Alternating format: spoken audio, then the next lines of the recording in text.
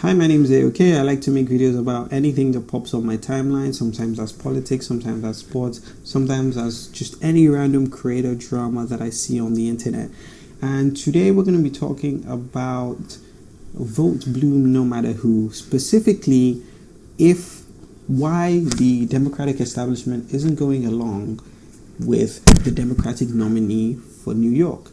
They haven't endorsed Zohran Mamdani, and I'm trying to make commentary on, do they actually believe in rallying around support for anybody that's the Democratic nominee, or do they only care about rallying support for corporate nominees or corporate political candidates? And I think you already know the answer to that question, but let's get into more details and I'll give you more context. Let's get right into it. Zohran Mamdani, the Democratic socialist who won the NYC Democratic mayoral primary, earned praise from progressives like AOC and Bernie Sanders. However, prominent Democrats including Hakeem Jeffries, Chuck Schumer, and Kathy Hochul have withheld endorsements, signaling concern over his left-wing platform. Yep, so that's what we're going to be talking about, the fact that they don't care about vote blue no matter who. Everybody should get behind the Democratic nominee when the left doesn't have the candidate. But once the left has the candidate, everybody forgets their loyalty, everybody forgets their allegiance, nobody wants to fall in line. So if it's a Democrat that the left isn't happy with, like Kamala Harris or Joe Biden, vote for them anyway, because, you have to fall in line. Which I agree with, by the way. I agree with you should vote for the less bad electable candidate. Whatever electable means to you, vote for the less bad electable candidate. And sometimes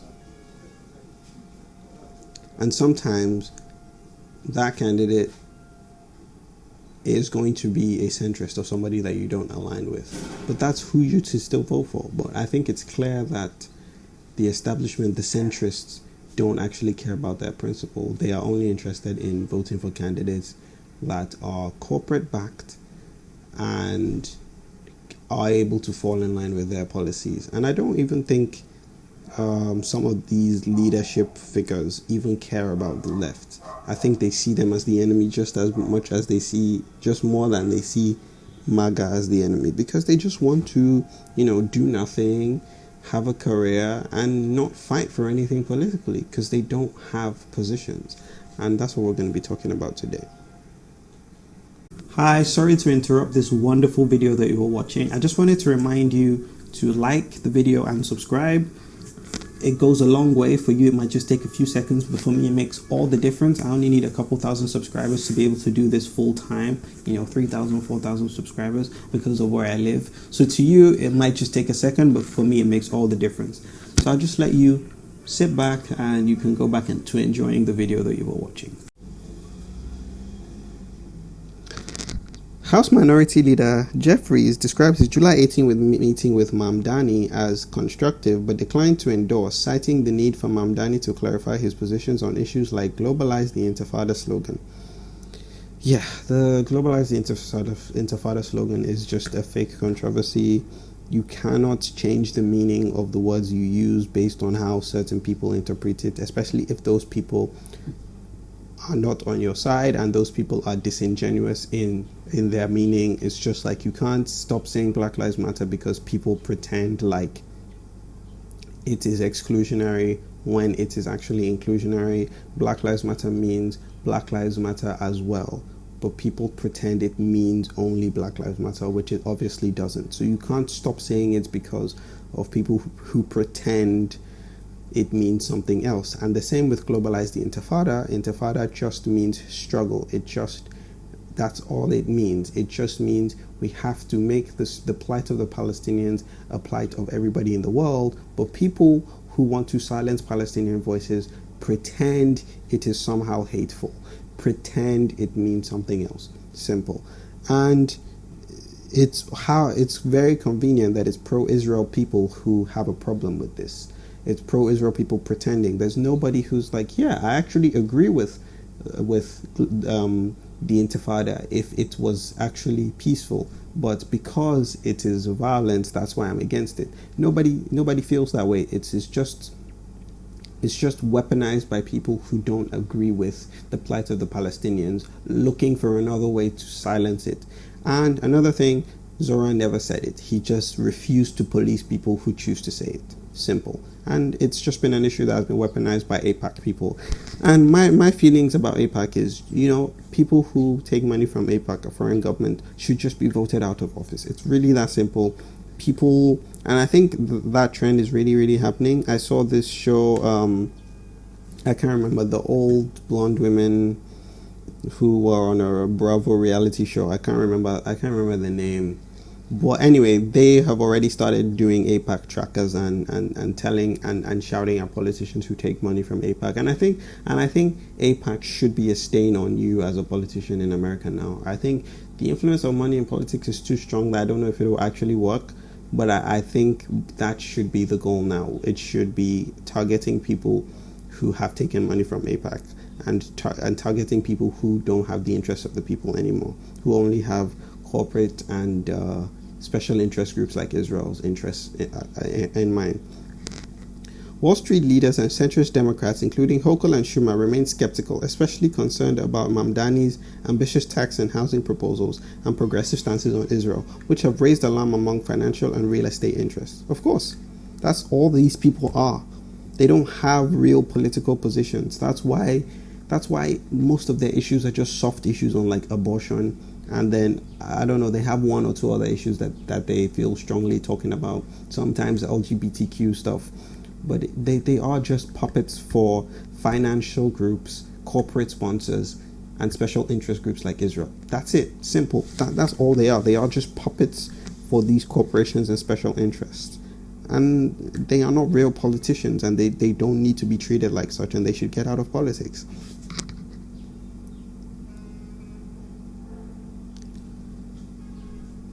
Left-leaning groups and activists such as David Hogg have vocally criticized the establishment for breaking the vote blue no matter who ethos, urging Democratic leaders to unite behind Mamdani as the general election nears. Like, imagine how crazy it is that a Democratic leader might actually be against the Democratic candidate in favor of a third party. I don't think he's going to actually endorse Andrew Cuomo. I don't think it's going to get to that. I just think he's going to pretend like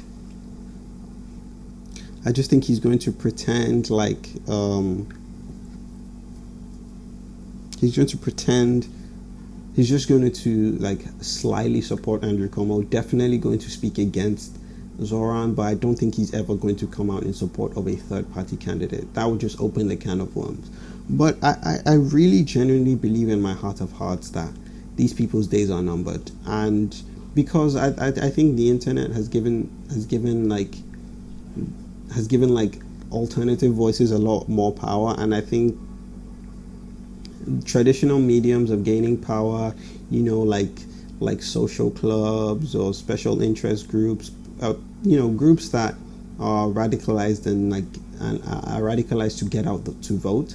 I think those groups are becoming less powerful for online groups, and the establishment just doesn't have a foothold online. And I think radical positions are given more space online. I want to say that I don't know. I want to say that truth is given more space and more power online, but I don't think it's really that simple. I just think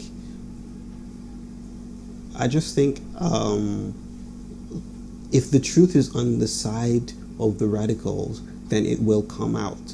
I think the only disadvantage the online space has is it has a bias towards extremism. So if the extremism is kind of incorrect, is going to have a bias towards that. And I think we saw that during COVID, where I think like a lot of the vaccine misinformation came from online groups, and I think it radicalized a lot of people. Even though, mainstream carried out a lot of misinformation, I think the online groups were much worse. But in the case of Palestine and Gaza, 90% of the lies, 90% of like the cover-ups and framing and everything has come from mainstream media. And I really think it's time we dismantle the link of special interests with the media and everybody else. And I don't know, I'm actually surprised how much of a stronghold those special interests have over special interests. When I say special interests, I mean groups like Israel. It's crazy how much those special interests have over like regular like CNN, because it gets to a point that it's like, okay, well, Israel is behaving too badly. We care more about our credibility than we do about our relationship with AIPAC or our relationship with whatever these groups are, and we're going to back, and we're going to try and report the truth and try and maintain our credibility. But no, they just have so much of a stranglehold, and I really hope that these people's days are numbered, and I hope for a world where politicians get their power from the people and not these special interest groups. Hi, thanks for watching this video, but before you go, I just wanted to remind you to like the video and subscribe. It goes a long way for the algorithm, and like I said, I only need a few thousand subscribers to be able to do this full time. So for you it takes a second, for me it makes all the difference. Thanks for watching this video, thanks for liking, thanks for subscribing.